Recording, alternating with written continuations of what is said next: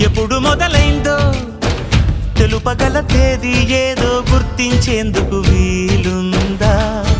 ప్రణయం ఎవరి హృదయంలో ఎప్పుడు ఉదయిస్తుందో గమనించే సమయం ఉంటుందా?